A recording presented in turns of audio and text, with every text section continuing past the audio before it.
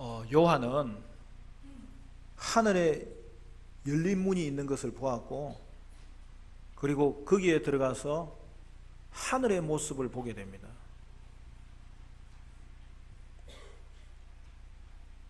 오늘 우리가 읽은 본문의 내용이 하늘 성전 환상이에요. 오늘 본문은 요한계시록에서 두 번째 나오는 환상입니다. 이제 오늘 본문의 내용부터가 본론부예요. 본론 환상이라고 그래요. 그 전에 제가 지금 1장 하고 갑자기 4장으로 뛰어넘었죠. 예, 그 이유를 아는 사람은 알 거예요. 2장, 3장은 7교회 보내는 편지인데, 전에 제가 특별 새벽기도 하면서 한번 다루었어요.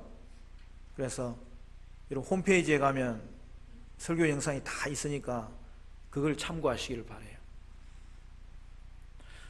여러분 요한계시록은 모두 4개의 환상으로 되어 있는 거예요. 요한이 밤모섬에 유배당하여서 주의 날 그가 하나님께 예배할 때에 그때 승리하신 그리스도의 환상을 본 거죠. 그게 계시록 1장 1절부터 8절의 인사말 뒤에 처음 등장하는 첫 번째 환상이고, 그걸 우리는 서론 환상이라고 그러는 거예요. 그것은 1장 9절부터 2장 3장까지 이어지는 것으로 우리는 이것을 승리하신 그리스도와 7교회 메시지 환상이라고 그래요. 승리하셨다는 말은 무슨 말입니까? 예수님이 부활하셨다는 거예요. 그리고 하늘에 오르셨다는 거예요. 그러므로 예수님은 승리자로 요한에게 나타나신 거죠. 승리하신 그리스도가 가장 그의 관심의 대상이 되는 교회를 통치한다는 것이 1장에 나오는 환상의 내용이었어요. 그리고 오늘 본문입니다. 오늘 본문은 이제 본론부에 접어드는데 가장 긴 환상이에요. 여러분 계시록의 거의 3분의 1을 차지하는 본론입니다. 4장부터 16장까지 본론 환상으로 우리는 이것을 하늘 성전과 심판 시리즈 환상이라고 하는 거예요. 여러분 심판 시리즈는 7 인과 7 나팔과 7 대접의 환상을 보여준 걸 말합니다. 여러분 심판 시리즈는 익숙하죠. 사람들이 보통 요한계시록을 보면 거기에 심판의 예언이 담겨져 있다고 알고 있잖아요. 그게 심판 시리즈입니다.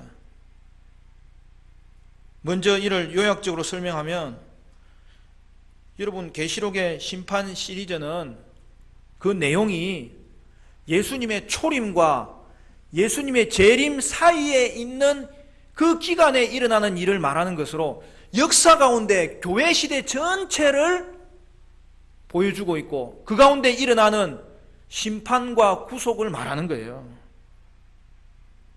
그러면 7 인과 7 나팔과 7 대접 심판은 구체적으로 무슨 의미를 가집니까? 여러분 이는 인과 나팔과 대접 심판이 차례대로 순서대로 진행된다는 것을 말하는 게 아닙니다. 이 세 가지는 하나의 심판 과정을 강조점을 달리하면서 세 가지 종류로 설명한 걸 말하는 거예요. 그래서 그 7개 중에 첫째부터 6개는 이미 시작된 하나님의 구속과 심판을 보여주고, 마지막 7번째는 그 환상으로 인하여 재림 때에 나타날 심판과 구속을 보여주는 것이죠. 그러므로 어떻게 해야 됩니까? 인심판 이후에 나팔 심판이 있고, 나팔 심판 이후에 대접 심판이 있는 것이 아니라는 거예요. 여러분, 이렇게만 해도 우리가 3721 심판 21개 중에서 심판이 3분의 1로 확 줄어들잖아요. 마음이 좀 편해졌죠? 여러분, 편하라고 이 말씀 하는 게 아니고 계시록의 말씀이 그렇게 되어 있다는 거예요. 그러니까 일단 계시록의 말씀을 인심판이 이루어지고 납발 심판이 이루어지고 대접 심판이 이루어지는 것이 아니라 이 심판이 세 개의 비유를 통하여서 하나를 묘사하는 것이니까 인심판과 납발 심판과 대접 심판이 지금 교회 시대 가운데 이루어지는 하나님의 구속과 심판의 통치를 말한다는 것을 알아야 되는 거예요. 여러분, 이것만 알아도 요한계시록을 좀 더 제대로 이해할 수 있는 거예요. 그러니까 요한계시록은 어려운 책이 아니에요. 요한계시록은 그냥 암호를 풀어야 되는 책이 아니에요. 계속 이야기하지만 요한계시록의 모든 배경은 구약적인 배경을 가지고 있는 거예요. 또 다른 신약의 선지서인 거죠. 근데 구약의 선지서는 예언이 되었다면 신약의 선지서는 이미 예수님의 오심으로 성취되었고 그리고 마지막 완성은 남아있다, 이 이야기를 하는 거죠. 하나님의 말씀은 제대로 따라가면 그냥 마음이 편해지는 정도가 아니라 그것을 통하여 우리가 격려를 받고 위로를 받고 소망을 가지게 되는 것을 오늘 우리에게 보여주고 있는 거예요. 그래서 여러분, 요한계시록은 앞주에도 말했지만 교회를 위한 성경이에요. 이 시대를 살아가는 성도를 위한 성경이에요. 일곱 심판 시리즈는 지금 이 땅의 현실이 무엇인지를 정확하게 보여주는 거예요.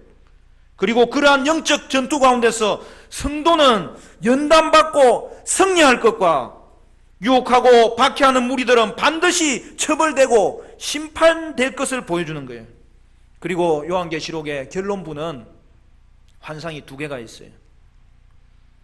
첫 번째는 17, 18, 19장에 나오는 최후 심판 환상이고, 그리고 두 번째는 20장, 21장까지 이제 마지막에 나오는 새 창조와 새 예루살렘 환상입니다. 그리고 21장 5절부터 20절까지 마무리 인사가 나오는 거예요. 여러분, 이제 요한계시록의 구조가 보입니까? 여러분, 성경을 읽을 때는 그 각 책의 구조를 파악하고 읽는 게 중요해요. 숲을 먼저 볼 수 있어야 되는 거죠. 숲을 보고 나무를 보면 요한계시록은 바르게 이해할 수 있어요.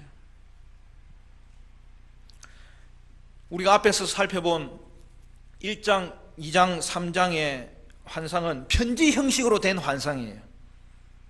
그리고 이제 본론 환상부터는 본격적으로 환상 형식으로 주어지고 있어요. 그러나 첫 번째 편지 형식으로 된 이 환상이 지금부터 나오는 환상들과 긴밀하게 연결되어 있는 거예요.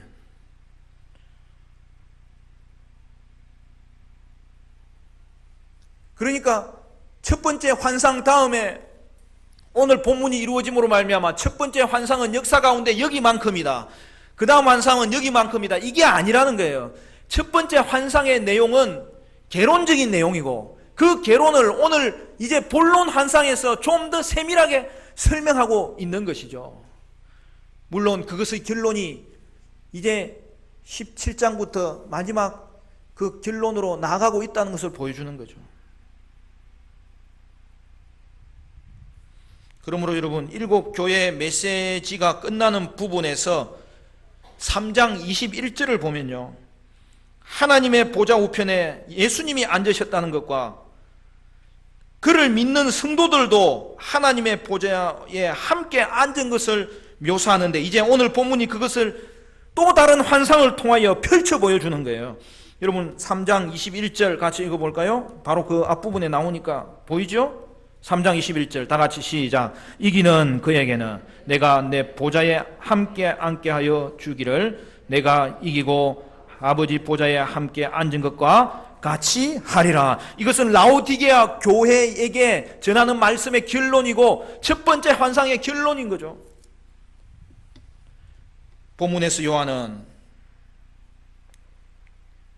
하늘 성전 환상을 보게 됩니다. 그리고 요한은 하늘 성전으로부터 심판이 나오는 것을 보면서 하늘에서 나온 그 심판이 땅에서 수행되는 것을 보는 거예요. 그러니까 본론 환상도 두 개로 나눠지죠. 하나는 하늘 성전 환상이고 그것이 땅에서 어떻게 이루어지는지 심판을 설명한 심판인데, 그러면 오늘 이 4장과 5장은 뒤에 일어나는 심판 시리즈의 배경이 되는 거예요. 여러분, 우리는 오늘 본문을 통해서 하늘의 모습을 볼 수 있어요. 그리고 하늘에서 본 그대로 땅에서 이루어진다는 거예요. 그러므로 여러분, 하늘은 땅에서 이루어지는 모든 것에 계획이 드러나는 곳이고 그 모든 것을 시행하는 출발이라는 거예요. 우리가 주기도문 할 때 우리는 이와 비슷한 기도를 하는 거죠. 뜻이 하늘에서 이룬 것 같이 땅에서도 이루어지이다. 우리는 그 기도할 때 그 기도가 응답되는 것을 오늘 성경을 통해서 확인하는 거예요. 여러분, 바로 그 기도가 이루어지면서 요한은 하늘에서 본 것이 땅에서 그대로 성취되더라는 것을 우리에게 펼쳐 보여주는 거예요. 요한은 먼저 하늘의 열린 문을 향하여 들어갑니다. 거기서 하늘을 봅니다. 그리고 거기서 하늘 보좌를 봅니다. 그리고 하늘에서 본 구체적인 내용들을 묘사하고 있습니다.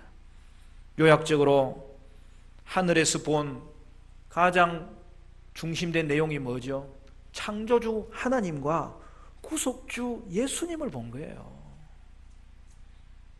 여러분 1절 2절 말씀 같이 읽어볼까요? 1절 2절 다 같이 시작. 이 일 후에 내가 보니 하늘에 열린 문이 있는데 내가 들은 바 처음에 내게 말하던 나팔 소리 같은 그 음성이 이르되 이리로 올라오라. 이후에 마땅히 일어날 일들을 내가 내게 보이리라 하시더라. 내가 곧 성령에 감동되었더니 보라, 하늘에 보좌를 베풀었고 그 보좌 위에 앉으신 이가 있는데, 하늘 보좌가 등장합니다.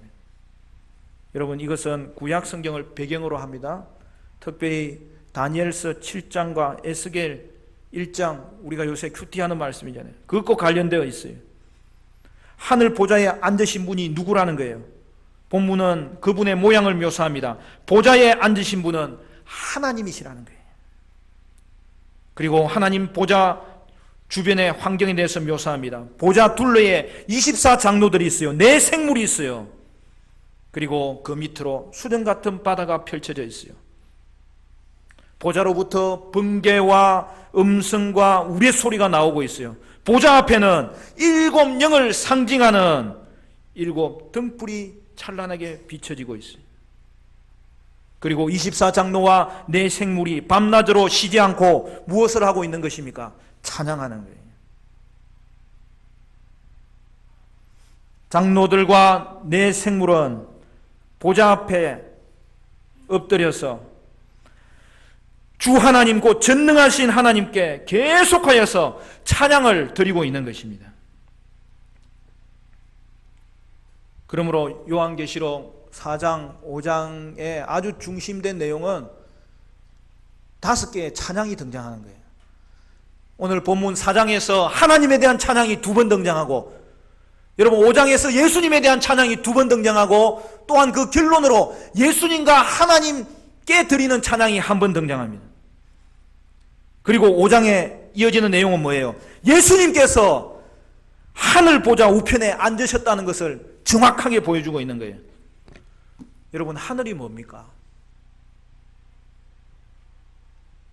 지금 하늘이 열렸잖아요. 그걸 봤잖아요. 거기에는 하나님의 보좌가 있었잖아요. 하늘이 뭡니까?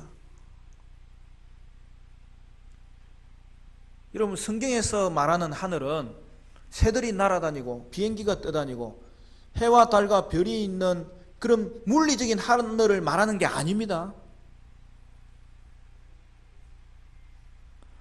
사람들은 보통 종말론에서 하늘을 생각할 때 죽은 사람이 들어가는 장소로 생각하고 휴거한 사람들의 정착지라고 생각하는데 그렇지 않아요.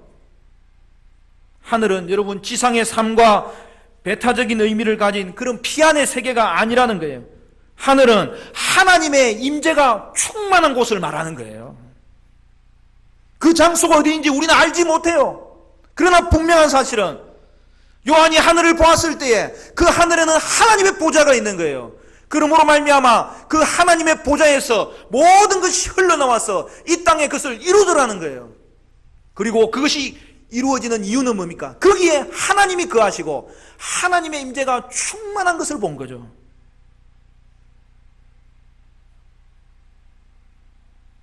그러므로 하나님의 보좌는 하나님의 통치를 말하는 거예요. 하나님의 주권을 강조하는 거예요. 그러므로 여러분, 하늘은 상징성을 가지면서도 실제성을 가지는 거예요. 하나님은 실제로 하늘 보좌에, 하나님의 보좌에 계신 거예요. 그리하여 하늘의 통치자가 되신 거예요. 그 말은 뭡니까? 하늘만 통치한다는 뜻이 아니에요. 그가 온 세상을 주관하시는 주권자라는 것을 보여주는 거예요. 여러분, 이것은 당시 고난받고 핍박받고 여러분 고난 중에 박해받는 초대교회에게는 너무나 중요한 내용이었어요. 왜 그렇습니까? 성도가 박해 가운데 들어갈 때 하나님은 그의 백성과 그의 영광을 위하여 만사를 주관하심으로 말미암아 그 모든 사실을 알고 계시고 지금도 다스리고 계시다는 것을 그들은 깨달을 수 있게 된 거죠. 그러므로 성도는 어떤 박해 가운데서라도 믿음을 양보하라는 그 유혹에 당당히 맞서야 되고 유혹의 그 위협 앞에서 대항해야 되고 그리하여 이길 수 있어야 되는 거예요. 하나님의 보좌 둘레에는 24장로가 있었어요. 여러분 4절 말씀 같이 볼까요? 4절 다 같이 시작. 또 보좌에 둘려 24 보좌들이 있고 그 보좌들 위에 24 장로들이 흰옷을 입고 머리에 금관을 쓰고 앉았더라. 여러분 24장로가 누굽니까? 여러분 성경에 24라는 말이 등장할 때는 12 더하기 10이에요. 12는 구약의 지파들을 말하는 거고 12는 신약의 예수님의 제자들을 말하는 거예요. 그게 첫 교회죠. 그러므로 여러분 24장로는 구약과 신약의 하나님의 백성을 대표하는 상징이에요. 이 말은 무슨 말입니까? 우리가 첫 번째 환상에서 7별과 7촛대를 보면서 7촛대는 7별과 언제든지 연관되어 있음으로 말미암아 이 땅의 교회는 하늘과 연결되어 있다고 이야기했어요. 그런데 오늘 본문에서는 좀 더 발전하는 거예요. 성도는 하늘과 연결되어 있는 정도가 아니라 이미 하늘의 보좌에 앉아있는 자로서 하늘에 거하는 존재가 되었다는 것을 분명하게 말씀하고 있는 거예요. 계시록에서 어떤 경우에는 24장로가 하나님의 백성을 대표하는 천사로 묘사되기도 하지만 그러나 오늘 본문의 성도는 이 땅에 살지만 24장로가 보좌에 앉아있는 것과 같이 하늘 성전 보좌에 앉은 자로서 천상의 존재로서 이 땅을 살아간다는 사실을 보여주고 있는 거예요. 오늘도 저와 여러분이 믿음의 눈을 열어서 이 사실을 볼 수 있기를 간절히 축원합니다. 사랑하는 성도 여러분, 여러분은 이미 하늘 보좌에 앉은 존재입니다. 그러므로 말미암아서 오늘 여러분은 하나님과 구별되지만 그럼에도 여러분은 하나님의 보좌와 함께 앉은 그러한 자들이 되었다는 거예요. 그렇게 된 근거가 뭡니까? 그것은 5장에 구체적으로 나와요. 예수님의 구속으로 말미암아 하늘에 오르신 예수님의 왕권이 드러날 때에 그를 따르는 우리도 왕권을 받는다는 거죠. 그래서 여러분 요한계시록 5장 10절에 이렇게 되어 있습니다. 한 장만 넘기면 되니까 같이 읽어볼까요? 5장 10절 말씀 다 같이 시작. 그들로 우리 하나님 앞에서 나라와 제사장들을 삼으셨으니 그들이 땅에서 왕노릇 하리로다 하더라. 바로 이 사실입니다. 성도는 이 땅에 살지만 천상의 존재로 사는 거예요. 하늘 시민권으로 사는 거예요. 죄송한 말이지만 성도는 이중 국적자예요. 미국보다 더 좋은 천국 시민권을 가진 거예요. 두 나라에 다 충성해야 돼요. 성도에게는 하나님의 다스리심이 있고 또한 성도에게는 조국이 있는 거예요.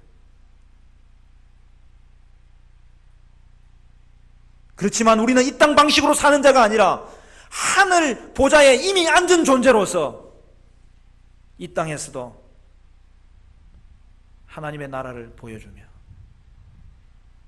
그로 말미암아 이 땅을 정화시키며 믿음으로 살아야 될 것을 성경이 말씀하는 거죠.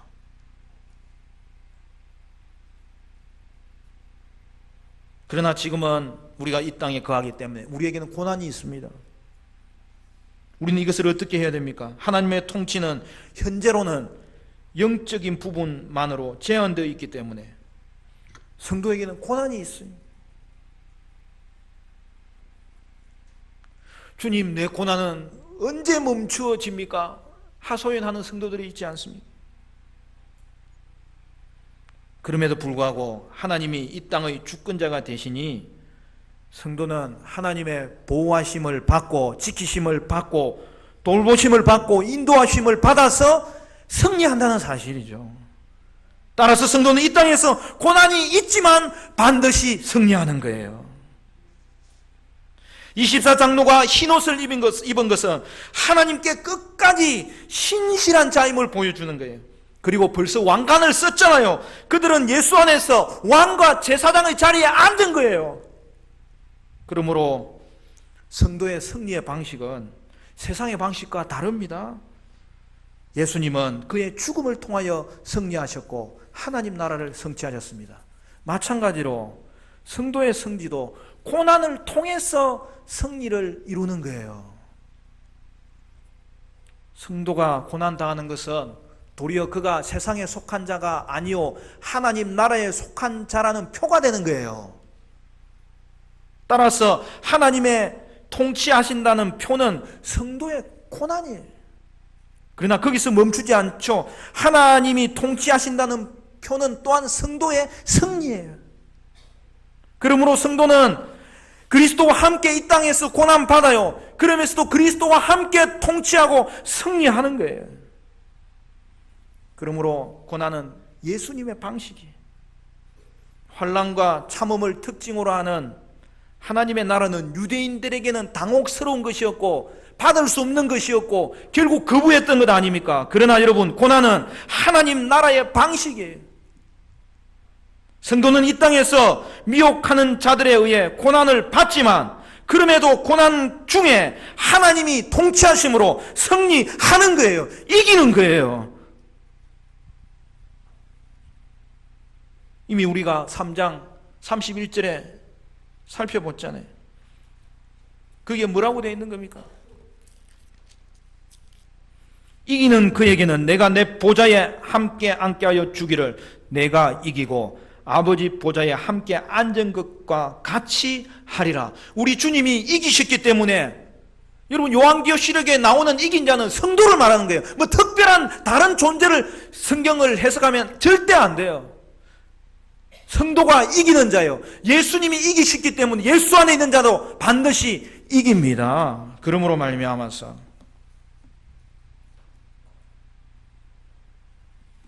성도는 고난이 있는 것이 사실은 정상이고, 그러나 그 고난 가운데서 승리하는 것이 정상이라는 거예요. 우리보다 먼저 천국에 오른 믿음의 선조들은 다 이미 믿음으로 이 모든 고난을 이기고 그 자리에 올라간 거예요. 사랑하는 성도 여러분, 세상의 타협과 미혹의 위협이 올 때마다 넘어지지 마시기를 바라고, 하나님 앞에서 우리는 신실한 자가 되었기 때문에 고난 중에서도 이기시기를 간절히 바랍니다. 하나님이 여러분에게 고난을 허락하시는 거예요. 그렇게 하시는 이유는 그 고난을 통하여 성화되기를 원하시는 거예요. 여러분의 믿음이 자라기를 원하시는 거예요. 여러분이 성숙되기를 원하시는 거예요. 생명만 가진 존재가 아니라 왕과 제사장으로 쓰임받도록 단련되기를 원하시는 거예요. 여러분, 사람을 어떻게 사깁니까?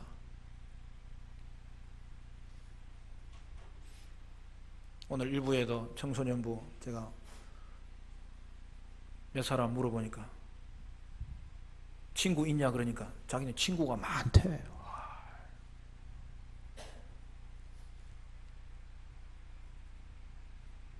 여러분, 사람을 사귀다 보면 처음에는 좋은 점이 보여요.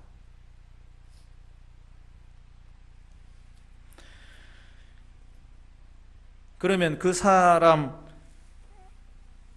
통해서 좋은 영향을 받을 수 있으니까 그 사람과 가까이 지내고 싶은 거예요. 근데 시간이 조금 지나면 어떻게 돼요? 그 사람에게서 안 좋은 게 보여요. 그럼 여러분 어떻게 합니까? 때려치워버립니까? 그렇게 하기가 쉬워요.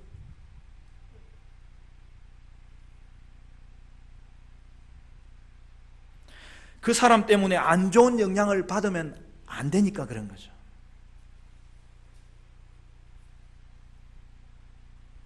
여러분, 그런데 그렇게 하다가는 사람을 사귈 수가 없어요. 성도의 교제가 깊어질 수가 없어요.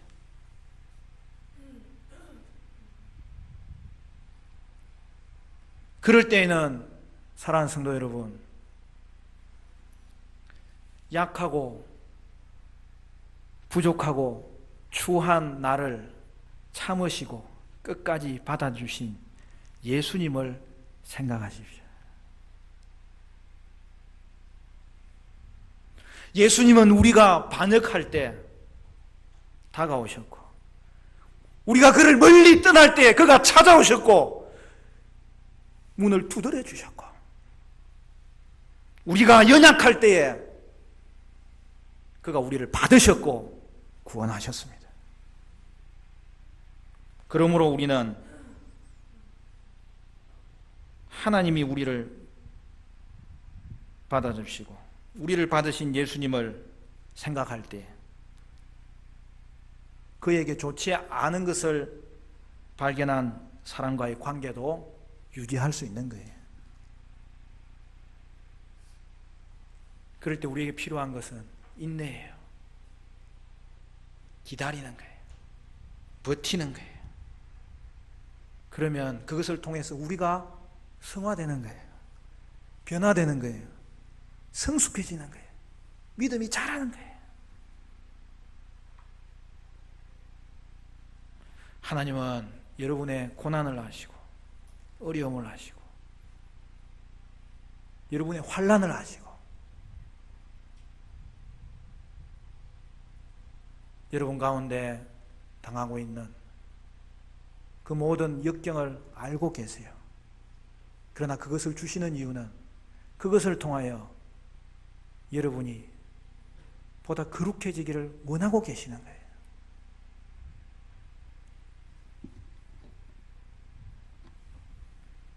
고난 중에 어떻게 해야 된다고요? 오늘 저와 여러분은 고난 중에도 버티는 거예요. 또 인내하는 거예요. 하나 더 붙이면 은혜 안에서 버티는 거죠. 좀 길게 말하는 게 피곤하지만 그게 좀 안정돼요. 사랑하는 성도 여러분, 은혜 안에서 버티시기를 바랍니다. 믿음으로 인내하시기를 바랍니다. 사랑하는 성도 여러분, 이 땅의 통치자는 하나님이십니다. 하늘 보좌가 이 땅을 통치하십니다. 여러분은 이미 하늘에 앉은 존재로 이 땅을 살아가고 있습니다. 그 정체성을 기억하심으로 고난 가운데 우리는 승리할 수 있습니다. 사랑하는 성도 여러분, 여러분은 이미 하늘에 앉은 존재로서 하나님의 통치를 기억하시고 고난 중에서도 은혜 가운데 버티시고 믿음으로 승리하는 하나님의 사람들 되시기를 주님의 이름으로 축원합니다.